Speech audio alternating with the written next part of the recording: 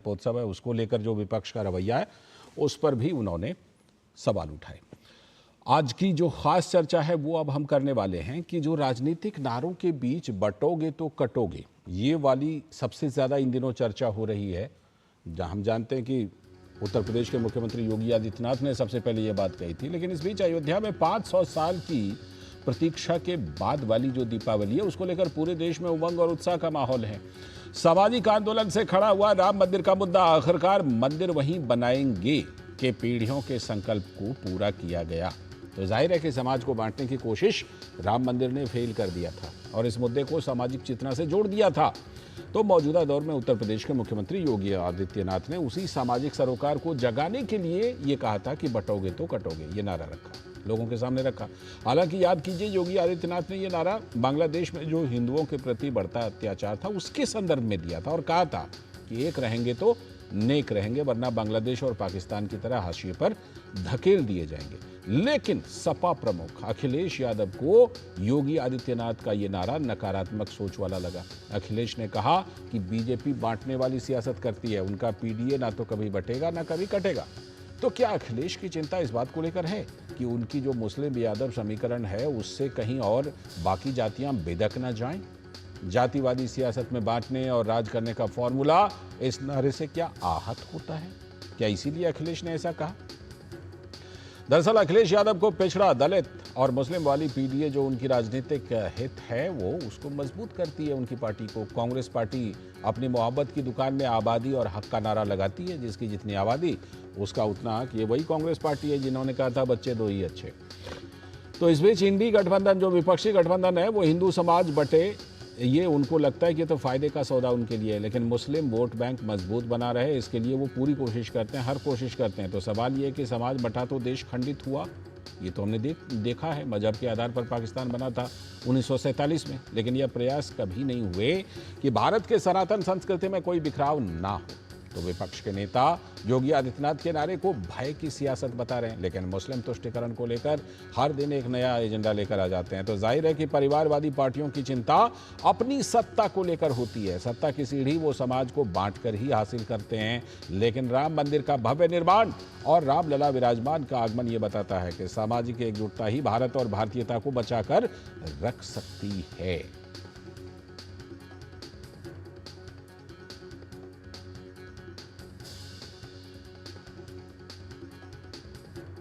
तो जिस बयान को लेकर सबसे ज्यादा चर्चा है, बटोगे तो कटोगे, हम आपको वही वाला बयान पहले सुनवाते हैं कि उत्तर प्रदेश के मुख्यमंत्री योगी आदित्यनाथ ने कहा क्या था। पहले ये सुन लीजिए, देख लीजिए।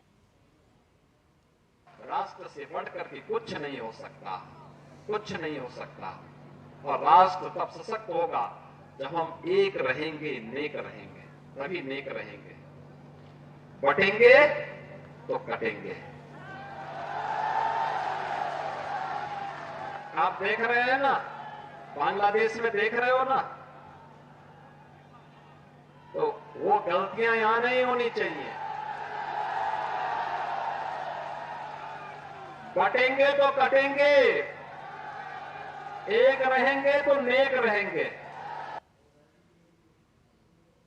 आपने सुन लिया, बिल्कुल साफ तौर पर बांग्लादेश का नाम लिया था। लेकिन इसी पर प्रतिक्रिया देते हुए सपा नेता अखिलेश यादव ने कहा कि बीजेपी का यह अब तक बिल्कुल जो बीजेपी की राजनीति है उसके हिसाब से वो समाज को बांटने की कोशिश कर रहे हैं और सबसे खराब नारा देश के इतिहास में इससे खराब, इससे नेगेटिव नारा किसी पॉलिटिकल पार्टी ने नहीं दिया होगा जो नारा भारतीय जनता पार्टी ने अभी हाल में दिया है। ये जो नारा है पॉलिटिकल हिस्ट्री का सबसे खराब नारा है और नेगेटिव नारा है। तो वहीं उत्तर प्रदेश के उप मुख्यमंत्री ब्रजेश पाठक ने इस पूरे मामले पर क्या कुछ कहा, देखते हैं उनको भी। अयोध्या में इस बार अद्भुत छटा बिखरेगी जब प्रभु रामलला अपने दरबार में पधार चुके हैं। दुनिया नज़ारा देखेगी। इस बार विश्व रिकॉर्ड बनेगा। 25 लाख से अधिक दिए जगमगाएंगे। दीपोत्सव अभूतपूर्व अलौकिक होगा। ऐसे अवसर पर मैं पूरे प्रदेशवासियों को बहुत बहुत शुभकामनाएं देता हूं, बधाइयां देता हूं दीपोत्सव पर्व की। तो दीपोत्सव को लेकर भी चर्चा है, विपक्ष उस पर भी सवाल उठा रहे। तो ये जवाब विपक्ष को उसी मुद्दे पर था। बहरहाल, जो बटोगे तो कटोगे, क्या कहा योगी आदित्यनाथ ने और कहां उसको लेकर जाया जा रहा है, इसी पर खास चर्चा करने के लिए हमारे साथ एसएन सिंह जी, भारतीय जनता पार्टी के प्रवक्ता, जुड़ चुके हैं।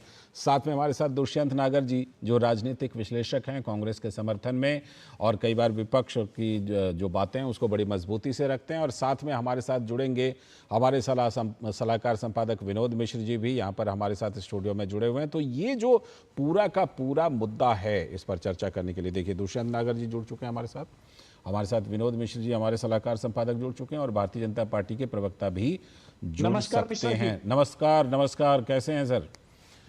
दुष्यंत नागर सर, बहुत शुभकामनाएं सर। बहुत बहुत शुभकामनाएं आपको भी, पूरे परिवार की सुख समृद्धि के लिए हम सभी की तरफ से, डीडी न्यूज़ परिवार की तरफ से। चर्चा की शुरुआत करते हैं, आगे चलकर हो सकता है भारतीय जनता पार्टी के प्रवक्ता भी हमारे साथ जुड़ेंगे, लेकिन विनोद जी से मैं शुरुआत कर लेता हूं। विनोद जी, हमने अभी योगी आदित्यनाथ की बिल्कुल वो पूरी बात सुनवाई, उन्होंने बिल्कुल साफ तौर पर कहा है कि बांग्लादेश में देख रहे हो, लेकिन जिस तरह उसको ट्विस्ट दिया गया अखिलेश यादव के द्वारा और बाकी लोगों के द्वारा, आपको लगता है कि कहीं ना कहीं उनको ऐसा लगा कि कहीं योगी आदित्यनाथ का ये नारा, ये बात उनका बहुत बड़ा नुकसान ना कर दे, उससे पहले जरूर इस पर जो है कुछ ना कुछ काउंटर कर दो, ऐसा लगा? लालचंद जी, ये गंभीर चर्चा है। गंभीर मैं इसलिए कह रहा हूं कि आज अयोध्या रिकॉर्ड बना रही है जी, और रिकॉर्ड इसलिए कि आज अयोध्या में रामलला विराजमान के मौजूदगी में ये पहली दिवाली है और पहली दिवाली में 28 लाख दिए जला के रामलला विराजमान के स्वागत में वहां भव्य दिवाली का आयोजन हुआ है। ये कैसे संभव हुआ है? 500 साल के बाद, लाखों लोगों की कुर्बानियां, हजारों की यातनाएं, इसके बाद अगर ये दीपोत्सव है तो ये सिर्फ एक संदेश है जी। संदेश ये था इसमें कि ये समाज जब जुड़ेगा तभी रामलला विराजमान के लिए भी अयोध्या उनकी जन्मभूमि में स्थान मिलेगा।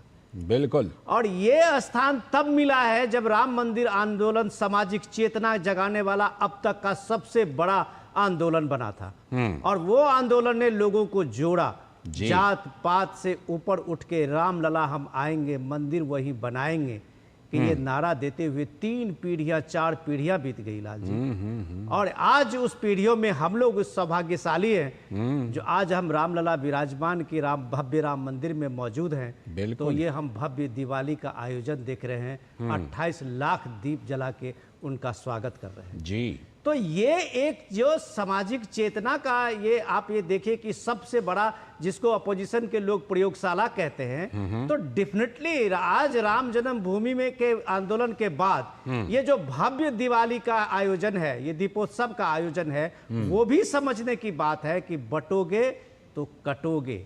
ये भारत ने हमेशा से इस चीज को भोगा है, इसके पीड़ित रहा है यह देश कि आज 800 साल की गुलामी से अब की जो बात है, जो गुलामी की मानसिकता से आगे निकलने का है, उसमें समाज अगर जुड़ेगा तभी वो समाज जुड़ के ही अपने अस्तित्व को बचाएगा, अपने राम को पाएगा, अपनी संस्कृति को बचा पाएगा। ये आज का सबसे बड़ा मैसेज है। और योगी आदित्यनाथ इस बात की चर्चा करते हुए, जब बांग्लादेश में हिंदुओं का उत्पीड़न हो रहा था, उस दौर की बात उन्होंने कही थी कि बांग्लादेश के 23% की आबादी कैसे 8% पे आ गई, कैसे बांग्लादेश में हिंदुओं को इस बार नवरात्रा में दुर्गा पूजा का आयोजन नहीं करने दिया गया। तो 5 लाख टका वहां पर मांगा गया। अगर इस देश के लोगों को समझ में नहीं आएगी तो ये बात तो उनको ध्यान में रखना होगा कि बटोगे तो डेफिनेटली कटोगे। बिल्कुल बिल्कुल। और जिस तरह से कि वो देखिए 23% तो वो 1971 के बाद का आंकड़ा है, अगर आप 47 का आंकड़ा लीजिए तो 32% बांग्लादेश में हुआ करते थे हिंदू। खैर, हमारे साथ दुष्यंत नागर जी भी जुड़े हुए हैं। दुष्यंत नागर जी, बटोगे तो कटोगे, ये मुझे लगता है कि कोई खोखली बात तो है नहीं, क्योंकि आप देखिए 1947 हमारे ध्यान में है, हम कट चुके हैं, मतलब हमारा देश कट चुका है।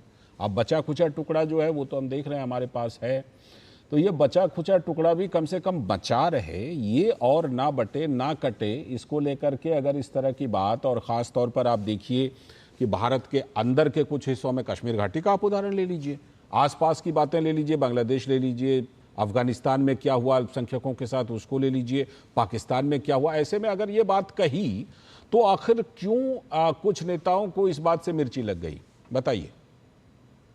देखिए, जो आपने राष्ट्र की अखंडता के लिए जो बोला, आपने जो प्रश्न खड़ा किया या भारतीय जनता पार्टी जी। के लोग जो प्रश्न खड़ा कर रहे हैं कि देश की एकता और अखंडता को खतरा है, तो ये तो एक कोरी कल्पना है। भारत एक सशक्त और महान राष्ट्र है जिसकी लोकतांत्रिक बुनियादें बहुत ही मजबूत है। ना कश्मीर को, ना किसी भारत के अन्य हिस्से को कोई खतरा नहीं।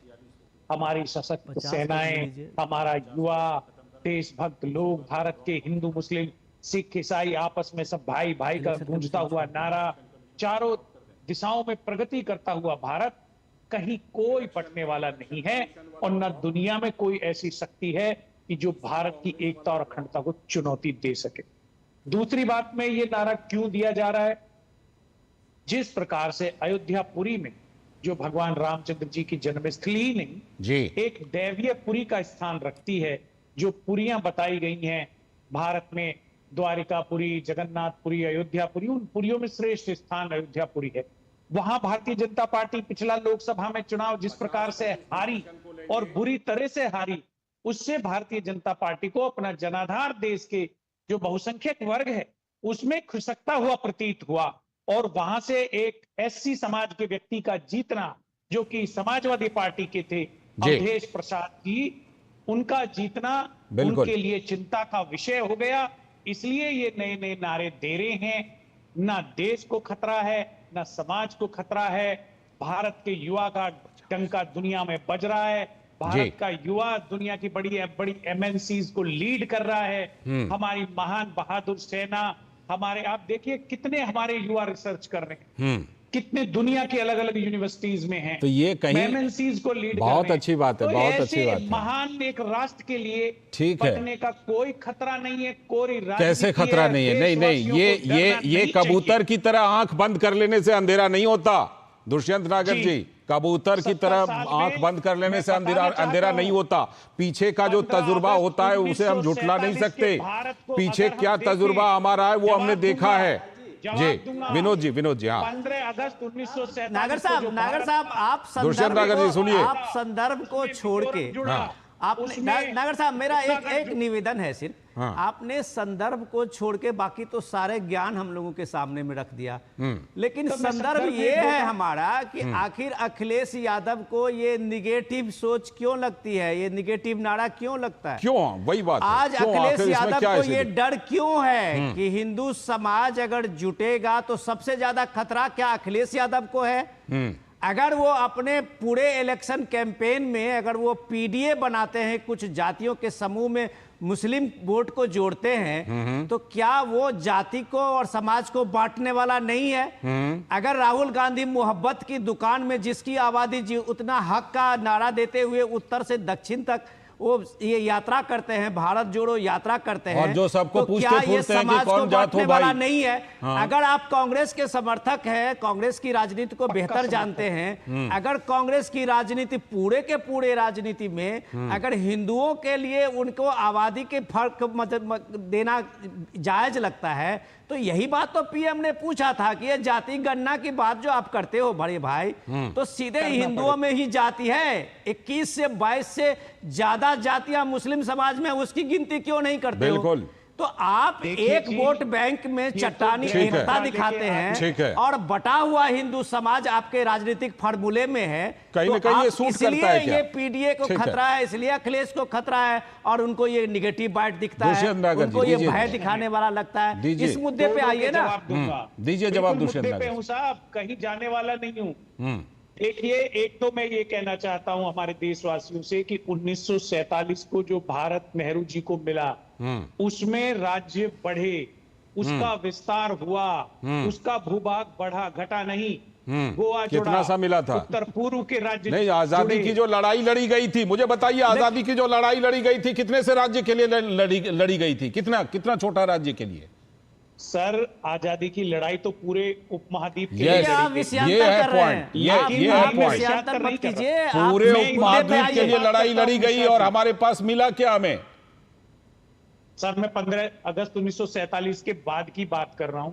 उसमें उत्तर पूर्व में भारत ने विस्तार किया, गोवा जुड़ा, अन्य भारत में नागर साहब, मैं फिर आपको रोकता हूं। ये वही आपकी विषयांतर है। सोच के, आपके ये जो लेफ्ट लिबरल की आपने सोच रखा है, भारत एक है, इसको आप 1947 का भारत मानते हैं। भारत हजारों साल पुरानी संस्कृति का एक देश है। हजारों नहीं सर, भारत की बात आप सुन लीजिए। आप जब बात करते हैं, आप आते हैं तो कम से कम हमारे मुद्दे को तो कम से कम समझिए। आप इस भारत में क्या कहते हैं कि नॉर्थ ईस्ट का आप ये कह रहे हैं कि हमको ऐसे मिल गया नेहरू जी की कृपा से। अरे आप मणिपुर को, आप अरुणाचल को, अगर आप भारत की द्वापर में मणिपुर का जिक्र है, सभ्यता से, संस्कृति से नहीं जोड़ते हैं, तो हम लोगों को तो इस मुद्दे पे चर्चा करने में शर्म होनी चाहिए। ठीक है। भारत एक है, ये 1947 का राहुल गांधी का ये रिपब्लिक ऑफ इंडिया गणराज्यों का संघ नहीं है। भारत हमारी सभ्यता की पहचान है, हमारी संस्कृति की पहचान है, हमारे राम की पहचान है। तब भारत का आप भारत को सिर्फ 47 से पहचानने की जो सोच है ना, उसी सोच पर तो सवाल है, उसी सोच पर भारत, मूल भारत तो हिंदू कुश से शुरू होता है और हिमालय तक है। ये बात कश्मीर से लगा के और कन्याकुमारी तक ठीक है। मैं तो मूल भारत उसी को मानता हूं। ठीक है। लेकिन मैं उस भारतवर्ष की बात कर रहा हूं जो 1947 के बाद में एक देश के रूप में दुनिया ने जिसको मान्यता दी, स्वीकार कर लिया उसको, लेकिन जो उसके पहले तजुर्बा रहा उसको भी तो शामिल करना पड़ेगा ना दुष्यंत नागर सर। चलिए, फिलहाल आज समय की कमी है, ये ऐसा विषय है जिस पर हम लोग घंटों चर्चा कर सकते हैं। आज समय की कमी है। बहुत बहुत शुक्रिया जुड़ने के लिए दुष्यंत नागर सर, और विनोद जी आपका भी बहुत बहुत शुक्रिया। अभी वक्त है एक ब्रेक का। ब्रेक के बाद जब लौटेंगे तो आपको दिखाएंगे कि रेलवे तमाम कोशिशें कर रहा है, हो सकता है कहीं कुछ दिक्कत हो भी रही हो, लेकिन सोशल मीडिया पर एक साजिश चल रही है, उसका भंडाफोड़ करेंगे। बात जब पीढ़ियों के लिए बनने वाले घर की हो तो जिम्मेदारी बड़ी हो जाती है। गैलेंट समझता है ये जिम्मेदारी। अब डबल एम रिब्स के साथ गैलेंट एडवांस TMT रीबार, निर्माण का रियल हीरो। Payment fail? लेकिन पैसे तो कट गए। गई मेरी मेहनत की कमाई। हो जाएगी भरपाई, चिंता मत कर मेरे भाई। अगर डिजिटल ट्रांजैक्शन फेल हो जाए, अगर अकाउंट से पैसे कट जाएं, तो बैंक समय से पैसे लौटा देगा, वरना कॉम्पनसेशन का है प्रावधान। नहीं तो RBI के ओम्बुड्समैन को शिकायत करें आप। या बिल, मेरी फीस। RBI कहता है, जानकार बनिए, सतर्क रहिए। मेरी पसंद, मेरी